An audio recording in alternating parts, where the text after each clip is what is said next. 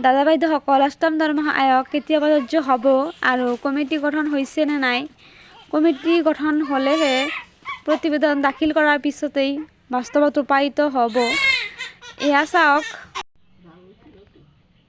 এই জাননীখন ministry of the finance ডিপাৰ্টমেণ্টৰ ফালৰ পৰা প্ৰকাশ পাইছে আৰু এই জাননীৰ ভিত্তিতে কৈছে যে filling up to post in at central pay commission or deputation basis.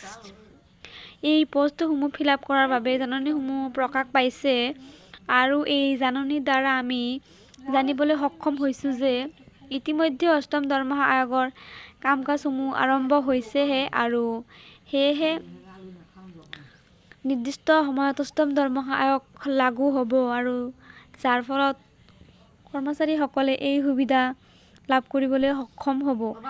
এই ক্ষেত্ৰত প্ৰশ্ন হৈছে যে আপোনালোকৰ 1 জানুৱাৰী 2026ৰ পৰা ৰূপায়িত হ'ব নেকি? এই ক্ষেত্ৰত আমি ক'বলৈ ওলাইছোঁ যে কেইদিনমান আপোনালোকক ধৈৰ্য কৰিব লাগিব আৰু যি আপোনালোকৰ 3জনীয়া কমিটি প্ৰতিবেদন মূল্যবৃদ্ধিৰ লগত সংগতি ৰাখি আপোনালোকৰ ফিটমেণ্ট ফেক্টৰ কিমান নিৰ্ধাৰণ কৰা হ'ব সেয়া তেওঁলোকে চালি জাৰি চাই সেয়া ৰিপৰ্ট ছাবমিট কৰিব আৰু সেই ৰিপৰ্ট চৰকাৰে মানি লোৱাত আকৌ 2-3 মাহ সময় লাগে।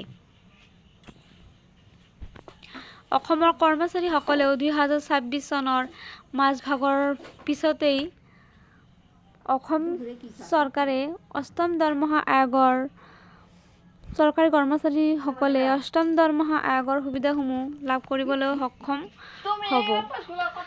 তো দাদা বাইদেউসকল, ভিডিঅ'টো ইমানেই আছিল। সেয়েহে কৰ্মচাৰীৰ প্ৰতিটো শেহতীয়া খবৰৰ বাবে লাইক এটা দি চেনেলটো ছাবস্ক্ৰাইব কৰিবলৈ নাপাহৰিব। ভিডিঅ'টো চোৱাৰ বাবে ধন্যবাদ।